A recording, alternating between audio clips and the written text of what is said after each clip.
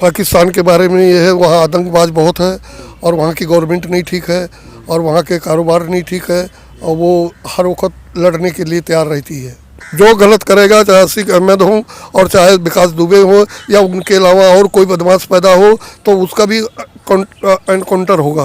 कि कहा कि वहाँ के लोग हमेशा कश्मीर के मुद्दे पर ही हमसे लड़ते रहते हैं और वो कभी भी अपने देश के विकास पे ध्यान ही नहीं देते। अगर वहाँ पे काफ़ी गरीबी है, दूसरा आता है टेररिज्म। इतने महंगे दूध, सिलेंडर, खाने की चीज़ इतनी महंगी है ना, वहाँ का व्यापार अच्छा चल रहा है, पूरी इकोनॉमी उनकी ठप पड़ी है इस टाइम पर।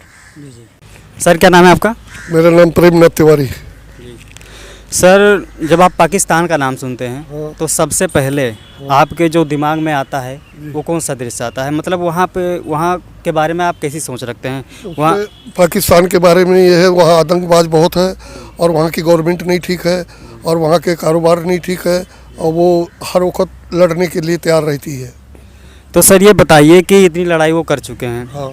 लेकिन एक बार भी इंडिया से उनका मुकाबला किसी भी तरीके से तो बनता नहीं है। लेकिन फिर भी बार बार उनका ये रहता है कि परमाणु बम गिरा देंगे, ऐसा करेंगे, वैसा करेंगे। इंडिया को हम अभी एक वहाँ के मंत्री थे, उनका बयान आया था कि हम इंडिया पे बम गिराएंगे, वहाँ पे घास भी नहीं उगेगी। तो इस पर आप क्या कहना चाहेंगे? वो क्या इंडिया से उसका कंपेयर बनता है? नहीं, इंडिया से कंपेयर नहीं बनता है। वो इंडिया को कुछ भी नहीं कर पाएगा। वो अपनी बात से उससे बाज नहीं आता है। हर वक्त वो बदमाशी की धमकी देता है और वो कुछ भी नहीं कर पाएगा इंडिया का। सर मैं भी बात करता हूँ, जहाँ भी जाता हूँ बात करता हूँ कि मतलब जैसे अगर देखा जाए तो इंडिया बहुत आगे हो चुका है। और बात करता हूँ, किसी से बात करता हूँ तो वो कहता है कि इंडिया का जो है पाकिस्तान के साथ कंपेयर नहीं बनता है। अगर इंडिया का कंपेयर बनता है तो चाइना के साथ बनता है, अमेरिका के साथ में बनता है, रूस के साथ में बनता है, लेकिन पाकिस्तान के बाद मतलब साथ में उसका कोई कंपेयर नहीं बनता है। तो सर आप ये बताइए कि वहाँ पे अफवाह फैलाई जा रही है कि वहाँ पे जो यहाँ के इंडिया के जो मुसलमान हैं उनको बहुत दबाया जा रहा है। नहीं, बिल्कुल एक गलत कहा है जिसने भी कहा है। अगर पाकिस्तान ने कहा है कि इंडिया के मुसलमान को दबाया जा रहा है तो गलत है, पूरा गलत है। हिंदू है, मुसलमान है, सब भाईचारा है और बहन भाई होकर सब रह रहे हैं। और जो बदमाश होगा, चाहे हिंदू है और चाहे मुसलमान है, तो ठीक है, मौत के घाट तो उतारे जाएगा। ये विकास दुबे को वो देखो, वो भी तो हिंदू थे। जैसे सर देखा जाए कि अभी जो एक आतिक अहमद का जो वाक़या हुआ, उस पर कुछ लोगों का कहना था वो मुसलमान था, उसको इसलिए उसको गोली मारी गई। तो अगर देखा जाए तो विकास दुबे जो है वो भी तो वो एक हिंदू था, उसका एनकाउंटर क्यों हुआ? हाँ, विकास दुबे भी बदमाश थे, जो चाहते थे जो अपनी चीज़ बना लेते थे या कुछ करते थे, धमकी देते थे, तो उनका इसलिए एनकाउंटर हुआ है। अच्छा, उनका भी हुआ। और यही इनकी बात है, ये बदमाश थे और इन्होंने बाज़ार के अंदर जो भी प्रयागराज के अंदर वो इन्होंने जो दुकानों का महीना वसूलते थे, जो बड़े सरमाएदार थे उनसे करोड़ों रुपए लेते थे, कहते थे अभी पहुंचा दो। जिसकी ज़मीन थी हड़प कर लेते थे, मकान हड़प कर लेते थे, गोली तुरंत मार देते थे। बहुत मर्डर कर रखे उन्होंने, पता नहीं कितना 500,000 से ज़्यादा मार रखे लोगों को। विकास दुबे जो हिंदू था और जो अतीक अहमद था वो मुसलमान था, लेकिन एनकाउंटर उसका भी हुआ, उसका भी। मतलब जो गलत करेगा उसका एनकाउंटर होगा। जो गलत करेगा, चाहे आसिक अहमद हो और चाहे विकास दुबे हो या उनके अलावा और कोई बदमाश पैदा हो, तो उसका भी एनकाउंटर होगा। उसमें कोई दो राय नहीं है। और हिंदुस्तान में सब हिंदू मुसलमान भाईचारे में हैं और बड़े खुशहाल हैं, बड़े आराम से रहते हैं। कोई किसी को दिक्कत नहीं है, कोई परेशानी नहीं है। ठीक है पंजी, बहुत बहुत धन्यवाद आपका। ठीक है। हाँ सर, क्या नाम है आपका? सर मेरा नाम मोहित उपाध्याय। सर आप ये बताइए कि जब आप पाकिस्तान का नाम सुनते हैं तो आपके दिमाग में जो पहला दृश्य आता है, जो पहला इमेज जो आपके दिमाग में आती है वो क्या आती है? पाकिस्तान देखिए, वहाँ की ना गवर्नमेंट बहुत करप्ट है और वहाँ के वो टेररिज्म फैलाने में आपको पता है वो सबसे ऊपर हैं और हमेशा ही दूसरे कंट्रीज में सोचते हैं कि कैसे टेररिज्म को फैलाया जाए और कैसे टेररिज्म को सपोर्ट किया जाए। और साथ साथ ये भी है कि हाँ, वो एक नेचुरली बहुत खूबसूरत देश है, ये मान सकता हूँ मैं। लेकिन तब भी वहाँ की गवर्नमेंट और वहाँ के लोग बहुत टॉक्सिक है और वो कभी इंडिया को तो सपोर्ट नहीं करते। तो सर आप ये बताइए कि पाकिस्तान में भारत के रिश्ते जो हैं सुधरने चाहिए कि नहीं सुधरने चाहिए? देखिए, पाकिस्तान से भारत के रिश्ते सुधरने तो चाहिए, लेकिन ये कभी होगा नहीं ना, क्योंकि वहाँ की गवर्नमेंट ऐसी है नहीं।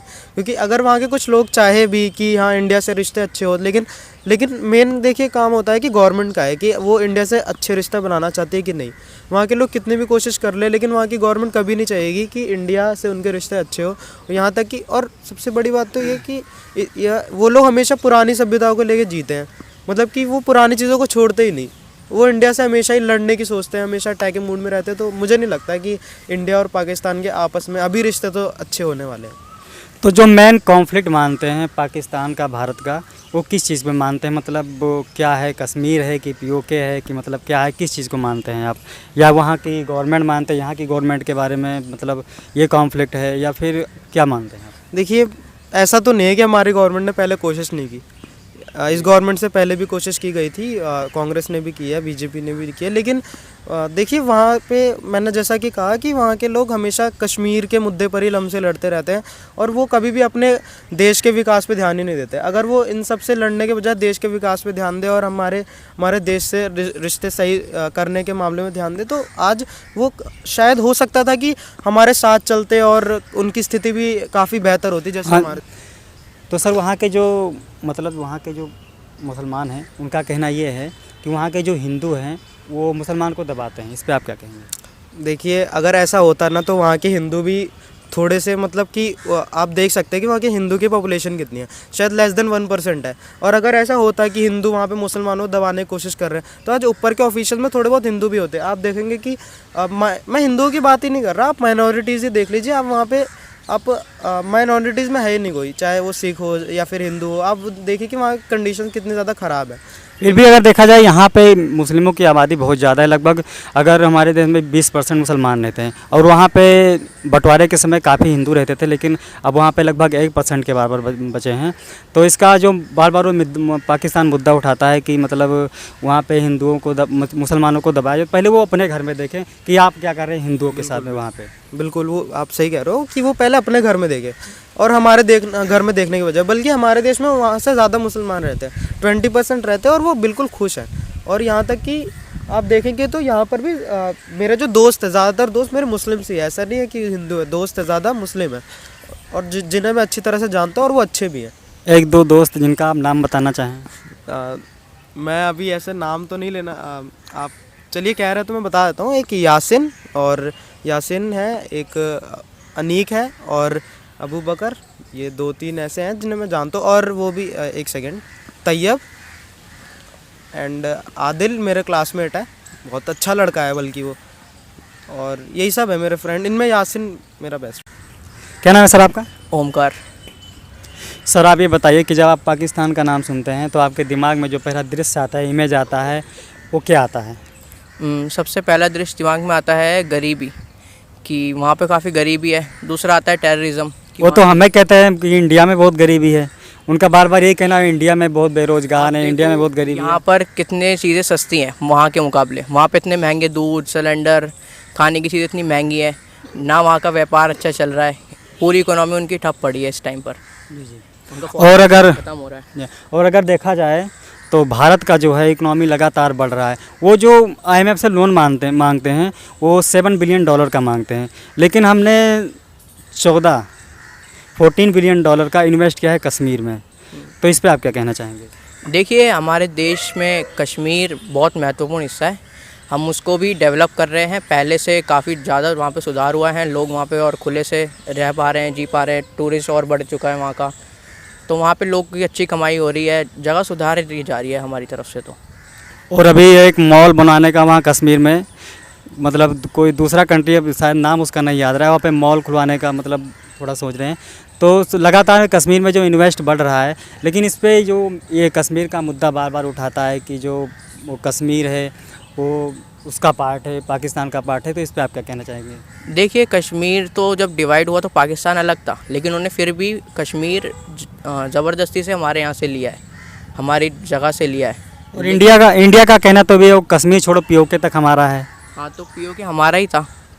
जब पार्टीशन हुआ तो पाकिस्तान अलग था, वो तो उन्होंने बाद में ऑक्यूपाई करा है, इसलिए तो हम बोलते हैं पाकिस्तान ऑक्यूपाइड कश्मीर। और अगर देखा जाए तो अगर बार बार ये कॉन्फ्लिक्ट उठता है इसके बारे में, तो सर ये बताइए कि अगर भारत और पाकिस्तान के रिश्ते सुधरते हैं, अगर अभी मतलब हमारी गवर्नमेंट ने पहले भी कोशिश की है, अभी भी कोशिश जारी है, लेकिन अगर भारत का पाकिस्तान के रिश्ते सुधरते हैं तो फिर पाकिस्तान पे क्या असर पड़ेगा? देखिए, पाकिस्तान का काफ़ी फ़ायदा होगा। पाकिस्तान को अभी काफ़ी रिस्ट्रिक्शन है भारत के होने की वजह से, क्योंकि वो सिर्फ अभी चाइना से और कुछ चुनिंदा देशों से ही ट्रेड कर पाता है, उसकी ऐसी अनफेयर प्रैक्टिसेस हैं इस वजह से। अगर वो सुधरते हैं और बाहर का रिश्ता अच्छे बनाते हैं तो ज़रूरी उनको फ़ायदा ही होगा। तो सर बहुत बहुत धन्यवाद आपका। Thank you sir.